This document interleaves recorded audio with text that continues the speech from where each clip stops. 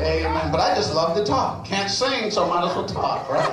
Amen. So we're going to go to the Word today. Our theme for the meeting is Isaiah 3:10. And it simply says, say to the righteous that it shall be well with them. But I want to back up and just go to verse 8 in Isaiah chapter 3, and then we'll jump over to Acts, and then I'll be out your way. It says in verse 8, for Jerusalem stumbled, and Judah has fallen.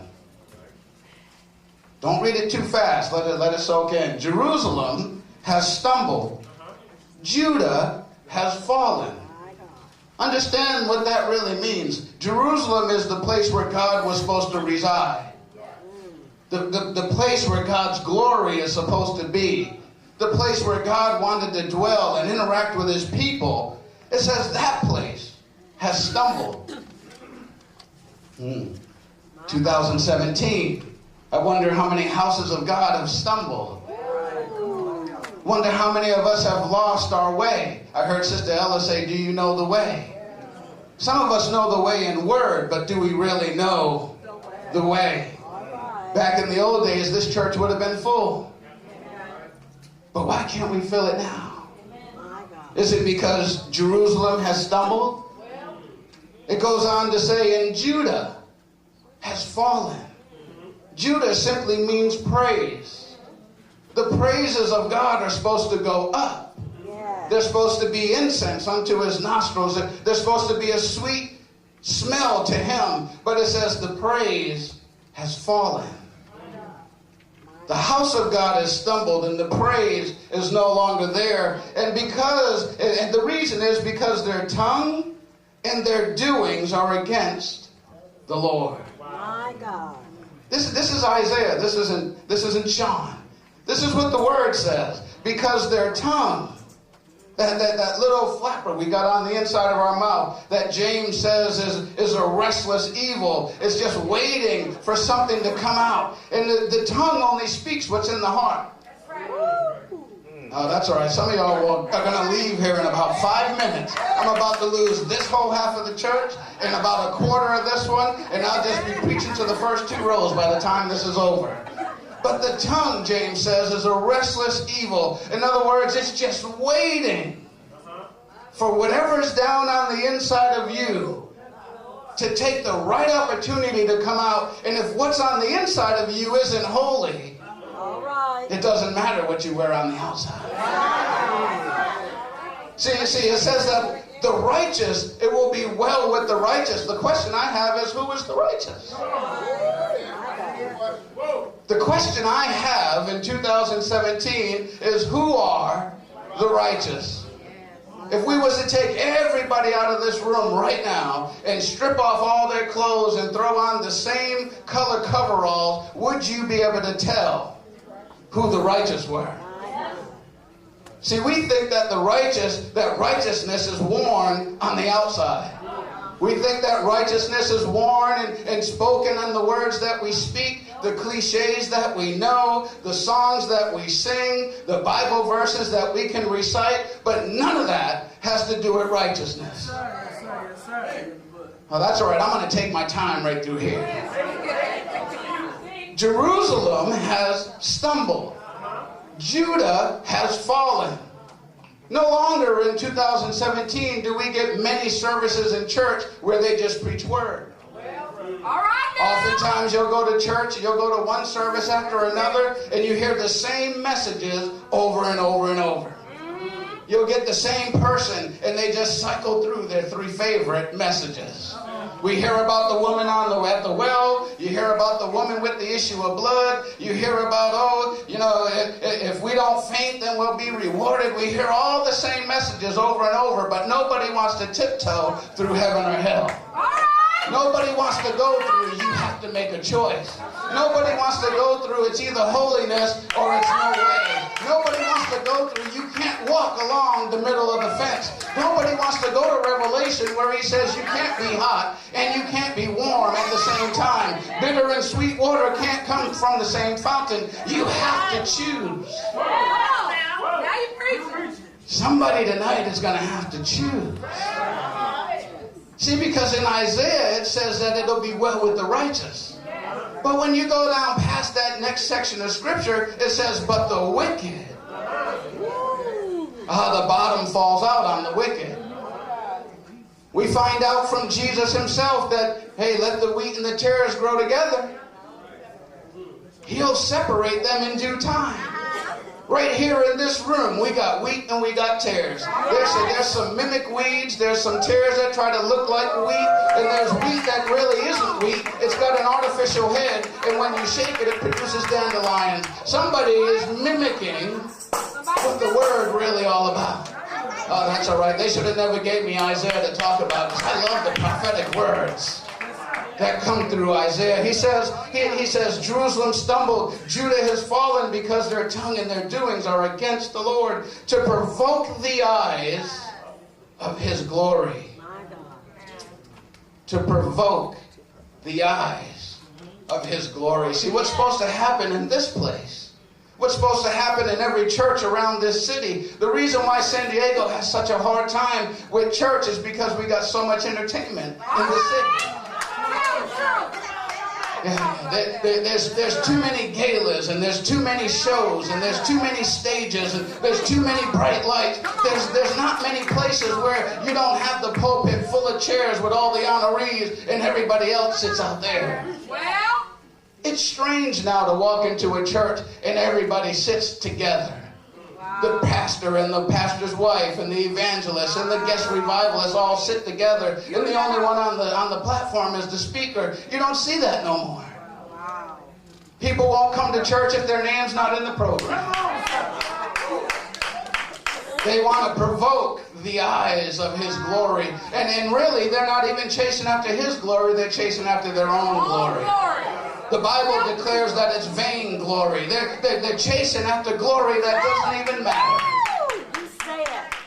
Some of us are too busy chasing emotion and not relationship. We want to come to church and feel good. a feel-good message. When we're supposed to come to church and leave with something that's going to make us better in the midnight hour. When the enemy starts beating you upside your head on the 15 North and you don't even know how to get your way through that struggle, you're trying to call Sister So-and-so, and Sister So-and-so left church and went to the club. Oh, that's all right. I'll get out somebody's Kool-Aid in about 30 seconds. He says, the look on their countenance witnesses against them. The look on their countenance. The exterior. See, it doesn't matter how pretty we look. That's right. Elder Snowden, doesn't matter how much I spent on my suit. All I got to do is look at your face and look into your eyes. That's right. I heard somebody talking about not being able to shake each other's hand and all this other stuff. All you got to do, you can tell when somebody really don't want to be bothered with you. Right about it. Well. I just say that if you're going to mess up my praise, move to a different row. I need folks on my row that know how to get a praise through. Because when I come to church, I'm coming to church, I might be way down. Yeah, I might be the pastor, she might be the first lady, but we got issues. Superintendent, First Lady Michaela, they got issues. They might try to sing their way through, they might try to do all of that, but oftentimes we get up and preach and try to preach our own deliverance. And then we look out over the audience and we're just trying to get you to praise with us so we can get our way through, and the whole church is like, Looking crazy. I just wish he would hurry up. My food's gonna burn in the oven. Don't you know, don't put no food in the oven on 350 when you're coming to a Kojic church. That's mistake number one. Preacher, home. Always put it on 250 and add a couple drops of liquid smoke and then pretend like you was barbecuing. Because you never know when you're getting out of service at a Kojic church. At a Baptist church, you know you're going to be in and out in 45 minutes. The chicken's just done when you get home. But give the mic to Superintendent Michaela. Man. Oh, I'm sorry. I didn't mean to digress over there. But to look on their countenance, witnesses against them. Again, remember, we're talking about the folks in the house of God. All right. We're talking about Judah, the praise that we once had that we now let fall. Don't worry, I'm getting somewhere. Yes, you are. The house, this house, that's supposed to be separated and given unto God, and I'm doing any and everything with it.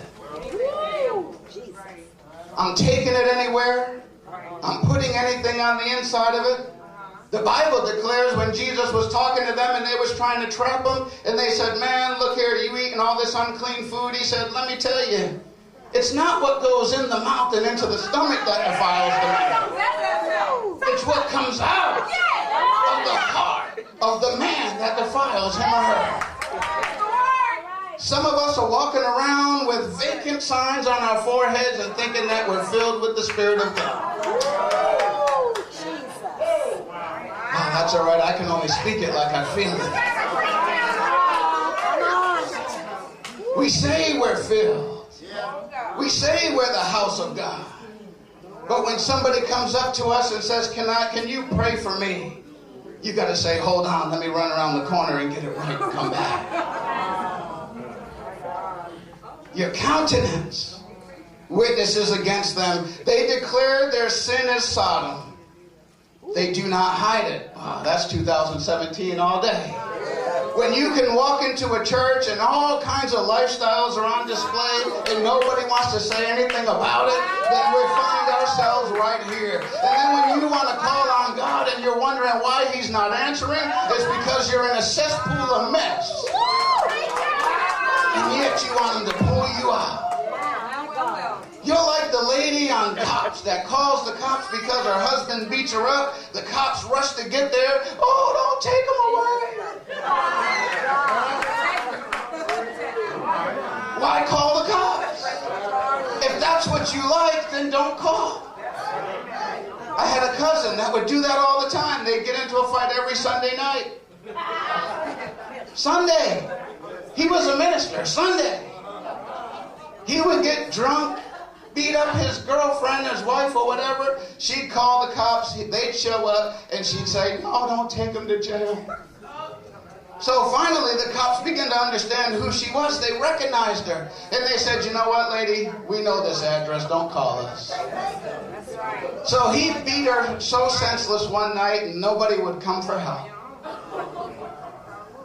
Yeah, it's a shame because we do that with God. We sit there and we say, God, save us, when we know we had no intention of turning around. We had no intention in the first place of going the right direction. On Wednesday and Sunday we're saved, and every other day of the week we're hoping that nobody sees us. Oh, I can't go to the liquor store over in Sarah Mesa because I know Pastor Hall lives right down the street. He might see me. So I'm going to go out to Poway. And then you find out that there's some folks that go to New Beginnings that live in Poway. And they're like, what was in that brown bag?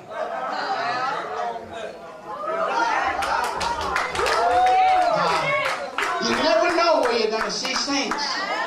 We was vacationing in Hawaii. We went to Honolulu. We went to a luau, Jermaine's luau. We ran into a guy that we went to church with at Bishop Macklin's church up in the Bay Area. He was in the station next to us. And he says, hey, strange meeting you all the way here in Hawaii.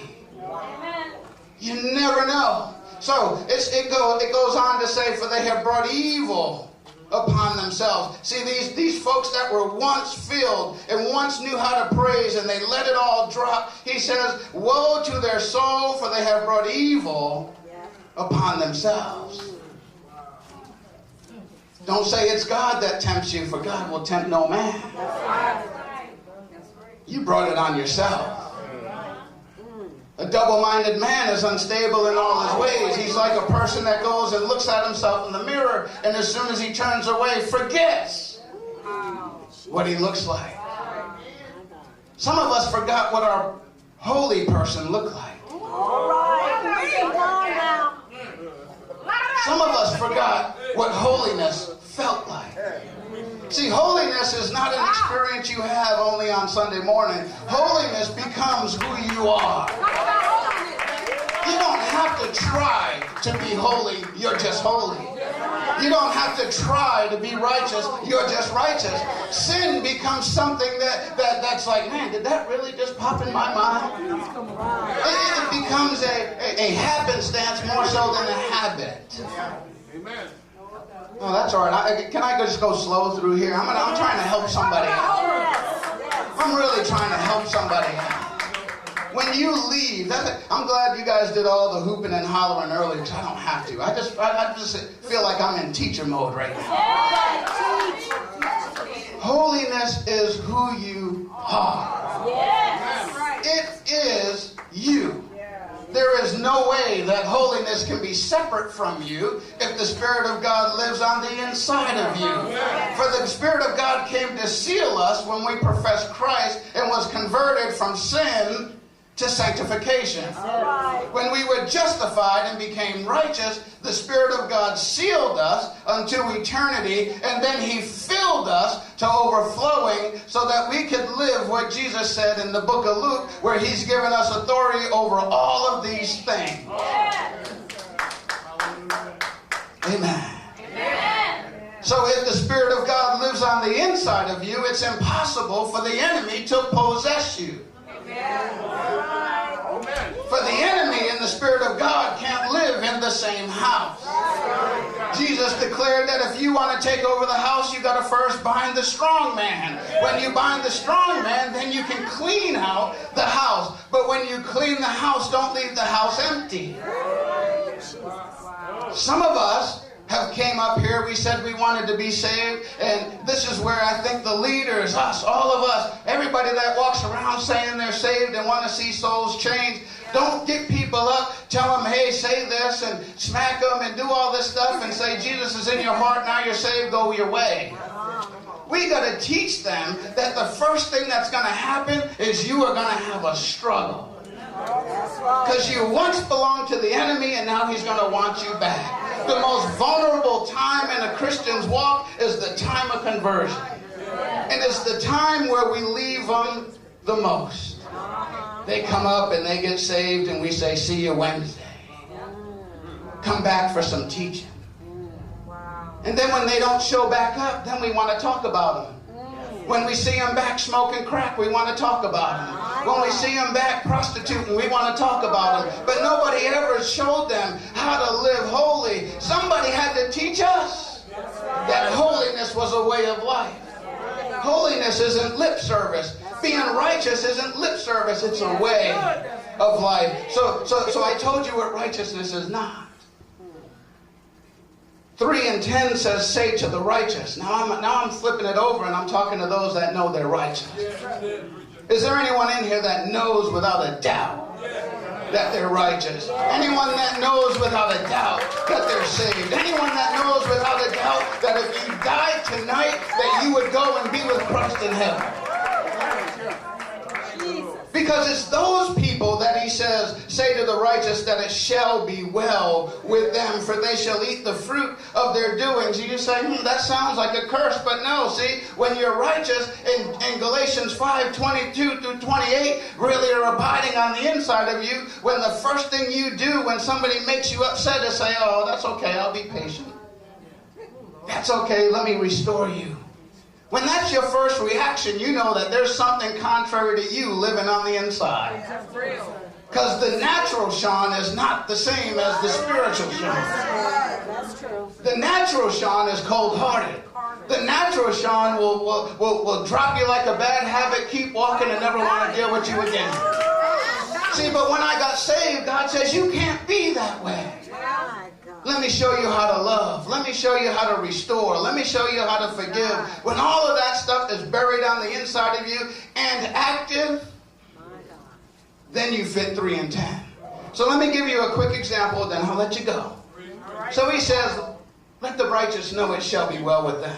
Let me give you 2 examples in the book of Acts, and then and we'll be out of here. So we know that in the book of Acts that we had some characters going along. We know that Paul and Silas were out doing great ministry, and not everybody liked them. Point number 1 is if you're really righteous, you don't have many friends. You're right about it. I'm just being real. If you're saved and you got Facebook friends, then I'm really, really wondering what's going on. Because, see, holiness is a lonely road. Yes. Not everybody can walk with a righteous person. Say that. See, because either one or two things is going to happen. Either they're going to be evil and pull you back to where you was at. Okay, I'll make it three. Either you're going to be righteous and pull them, or they're going to think that you're judging them all the time, and they ain't going to want to have nothing to do with you anyway. That's right. So being righteous is lonely. Yeah. Just know that it's a lonely road. That's what he says, right? Straight and narrow is the path, and few find it. Wide and broad is the road that leads to destruction, and many walk thereon. So we find in the book of Acts, in the 5th chapter, we find that the apostles were off doing their thing. And then it says in verse 17, then the high priest rose up and all those who were with him, and they were filled with indignation. They were upset. They laid their hands on the apostles, put them in the common prison. I love this first one. In friendship, you all heard this one before, but this one has just been burning in me all day. Said he put him in the common prison. But at night. How many know that nighttime can be in the middle of the day? But at night, an angel of the Lord opened the prison doors and brought them out. And said, go stand in the temple and speak to the people all the words of this life. And when they heard that, they entered the temple early in the morning and taught. But the high priest and those with him came, called together the council, and they were like, what in the world? Weren't they just in prison? How is it that they left prison and now they're out preaching where I told them not to go? See, because the righteous cannot be contained. You can't contain a righteous person. You can't contain somebody that's burning so much with the fire and the power of God on the inside of their life that no matter what you tell them they can't do, God's going to provide a way for them to get it done. Preach out of home. See, righteous people don't worry about things that seem impossible, for they really understand that with God, all things are possible. I hear Superintendent McCaleb all the time talking about New Beginnings Cathedral, where he's going to build it, how big it's going to be, and all this. And I hear people saying never going to happen. But if he's righteous, it's going to happen. If he's filled with the Spirit of God, it's going to happen. And see, only other righteous, faith-filled folks will understand that concept of there's this much of a gulf between you and what you want, but don't you know that God could take a gap this big and shrink it down to be crossable? Didn't he do it for the nation of Israel when they had the River Jordan in front of them? He parted that. When they had the Red Sea in front of them, he parted that too. And then all the naysayers that were chasing them ended up drowning in the same waters that they just passed on through. That's all right. Somebody's going to catch it in a minute. It says an angel came, took them out of the prison, and told them, hey, go. Here's my question. How is it that they got out of the prison without anybody ever even knowing? We're in prison. Surely there's guards. Surely there's a watchtower. Surely there's people walking around with guns and spears, well, maybe spears in that day, chains are loud and all this other stuff. Clearly the doors make noise. But it says that the angel came in and took them out. Somebody once said that maybe they just passed right through the doors. All right. Maybe the angel just made them kind of where they could just walk through stuff. Somebody said, impossible. Science won't allow it. But science, God is not contained by science. How many of you all in here had an issue that nobody thought you'd ever get out of? They counted you for dead. They never thought that you would make it, but yet here you are. That's why when they tell you to get up and give God praise, then everybody sits down. I begin to wonder, where are the righteous folk? Because righteous folk won't allow Judah to fall. That's all right. Don't worry, Joshua. Don't worry. Don't worry. If they need an organ to give God praise, then they're not righteous anyway. They just want entertainment. Oh, somebody's going to call Superintendent McCaleb. Don't call him. You can just come talk to me after. We'll discuss it. Amen. But I'm just saying, if you're worried about the emotions rather than your relationship with God, that's where we got to get back down on our knees. Yes. Say, God, I need you to just fill me to where I don't even hear Josh. I need you to fill me to where I don't even hear Brother Jonathan. Because when the enemy begins to get to messing with my mind at 2 o'clock in the morning, Josh is not going to come to my house and play a little tune on the organ and get the tickling the keys. I need to do what he said earlier and recognize that I am my own instrument. Everything that I need to get out of any situation, I was born with. I was born with a mouth. I was born with my own hands. I was born with my own feet. I was born with joints that allow me to turn around and bend. And I got everything that I need because I'm righteous. That's right. He declared that it shall be right with the righteous. The angel came and got the righteous out of jail. Common jail. Right? I'll give you one more example and then I'm going to leave you alone. I promise. He got him out of common jail. Some of us have common problems. Some of us get the flu bug. Common flu. Some of us are broke in between paydays. Common broke. Some of us, our car breaks down. Common problem.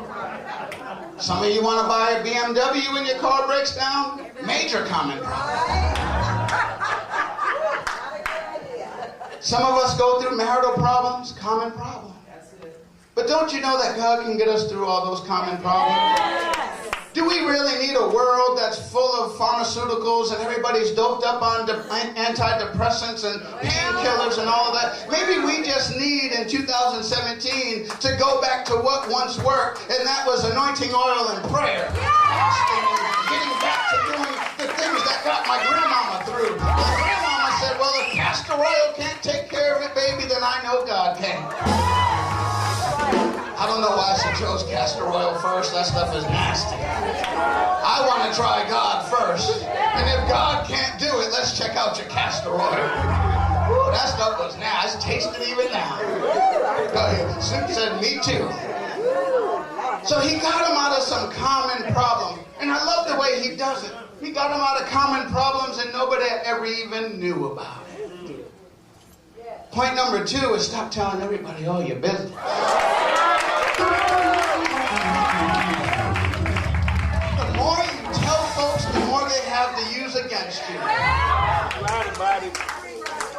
Oh, even in the church. You don't need to go running down the aisle telling everybody all your business. You don't need to come up to the altar, and if somebody asks you at the altar, what do you need prayer for? You just tell them, well, if you're saved, then God will tell you what I need prayer for. If you're really anointed, I don't need to tell you, because the God I serve will reveal all things to those that are able to spiritually discern. I don't need to tell you. You're just looking for weapons to use against me in your own due time. That's why you can't let everybody put their hands on you. Everybody want to be anointed. Everybody want to be the deliverer. Everybody wants to be the savior. Well, first of all, a real righteous person will understand they don't have the power to save. They don't have the power to deliver.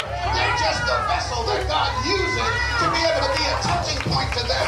So if somebody tells you that I can deliver you, I can heal you, I can save you, you better run and go find somewhere else to go worship.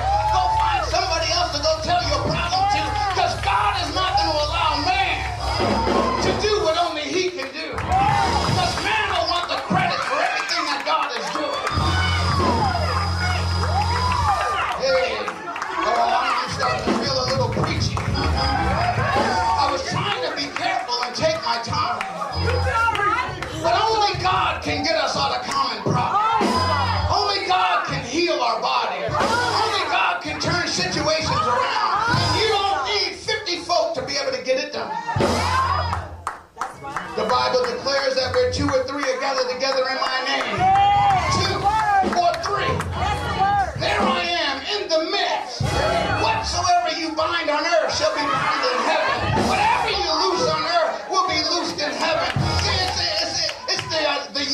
unity. I heard somebody talking about unity.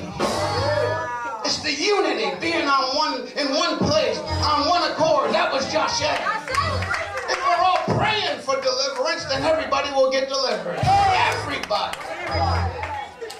But all it takes is one somebody not to believe. All it takes is one person not to have faith. All it takes is one person to question who God really is, and it just brings to a halt everything. That's why I'm telling you, if you're on the road right now with somebody that don't know how to praise, you better go switch your seat.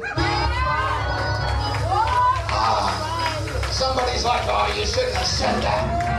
I was about ready to take their wallet. Nah, you better get off my road. People in church don't steal, okay? You keep sitting in that seat if you want to. Common problem. God can deliver us out of common problems. Let me give you this one and I'll be done. So we know that he had common problems. But there was another time where the apostles got themselves in trouble. See, but this time their captors weren't so ignorant to who God was. And it says that they took them and threw them into the inner jail. Yeah, see, sometimes we run into problems with folks. God will bring us out. And we're not smart enough to leave them alone. So we stay around the same people. And then they throw us into a worse situation. What makes you think that if somebody's going to talk about you one time, get you caught up in their mess, and then you stay there with them, and then you get put into a bigger mess, and then blame it on them? I'm just telling you, it's your fault. If you're sitting next to somebody that's already stolen from you, and then you get a better car than you had the first time they stole from you, and you leave a bigger wad of cash in your purse than the first time they stole from you, what makes you think? Somebody knows what I'm talking about. If your bestie talked about you on Facebook till it made you cry, and then came back 2 weeks later, I don't know what came over me. Oh, I just feel so bad. And you say okay, and you add them back as a friend. When they destroy your marriage, don't go running to God and say, God, why didn't you save me? And he'll tell you, I got you out of a common problem. But now you're in the inner problem. Somebody's like, what are you talking about? Well, what happened was they took him, they threw him in the inner court. They strapped him down real good. The Bible declares that they put even more soldiers around him this time. They were sitting there shackled in. They couldn't even see outside. Sometimes our problems in life get so deep that we can't even see today from today. Sometimes you can't even see your way past your eyelids because you're up to here in just trouble. Up to here in just struggle. Up to here into just depression. But I'm going to tell you that God can get you out of that too. The Bible declared that, hey, they learned something about who God was from their common problem. They didn't allow Judah to fall no more. They didn't allow Jerusalem to stumble no more. What they realized was that they had the Spirit of the living God alive and at work on the inside of them. The Bible declared that they began to just sing praises unto God. And they did it so everybody could hear them. Here's the key to this victory. If you come into church and they say, give God praise, and you're worried about who hears you, you're going to have a hard time getting out. The Bible declared that they praised God so loud that everybody in the prison heard them. It says that the sound of their praise began to reverberate through the jail. God began to hear their call like he did when they were in bondage in Egypt. And it says that as they began to praise and everybody began to join in with them, that the entire prison just began to shake. And everybody's shackles began to start to shake loose. And then all of a sudden, everybody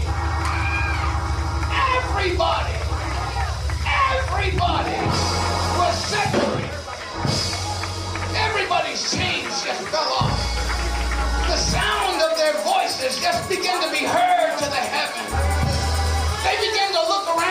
see nothing but broken chains all around them. And the key is, hold on, musicians, here's the key. They didn't even leave. Thank you. They decided that, man, we're just going to stay right here. Right here. And enjoy the deliverance that we just experienced from God. When God delivers us, when God removes the shackles, we're so quick nowadays to bolt and to run out. I got to get out of here. The football game's on. This is on. Everything else begins to take priority. But they said, nah, we're going to stay right here. Right here. The Bible declares that the jailers were wondering what was going on. They were afraid for their lives, thinking that everybody had escaped. They came running around and they said, oh, they're still here. And he says to them, no, everybody's accounted for. We're just enjoying the blessings. And what happened? The jailer said, hey, I want to know about this God that you serve. I witnessed with my own eyes you were once bound. On the inner part of the jail, no man could free you. You couldn't even get out of it yourself. No matter who you called. You could have called Ghostbusters and they couldn't have got you out. But just the sound of your praise. What must I do? See, the righteous understand that their deliverance comes through their praise. Their healing comes through their praise. Their victory comes through their praise. When we begin to understand that all we need to do is just begin to lift up our voices and begin to give God praise for all that He's done, for all that He's kept from us, for all the victories we've already won, for all the blessings He's already bestowed upon us, for all the times He's already helped you through, then everybody in this room, everybody would be set free. Everybody would walk out of here tonight healed. Everybody would walk out of this place delivered. Everybody would walk out of this place set free. But it requires something of us. It requires everyone to, one, really believe that it can happen. It requires, two, that we all are saved and understand that the faith that we have is genuine faith. And the third part is that we're not afraid to give Him praise with the loudest of voices that we have. Thank you. If we all did that, if we got to our homes and the mom and the dad and the son and the daughter just got in the living room and just said, you know what, we're going to give God praise to the loudest of our voices, maybe our neighborhoods would begin to be changed. Maybe our schools would begin to change. Maybe our churches would be restored. We wouldn't have to build a big edifice to see if people come. All we would have to do is get together in this room. We could do it tonight. March 1st, 2017. All we need is all the real righteous folk just to begin to give God the best praise that you got. Come on. Give Him the best praise you got. Come on. If somebody's on your row and they ain't praising, go find a row that's giving Him praise. If they're not giving Him glory, go find somebody that's giving Him glory. If they have no faith, go find somebody with some faith. The Bible declares that when they begin to give God praise, when they begin to lift up their voices, when they begin to shout hallelujah, when they begin to shout glory to His name,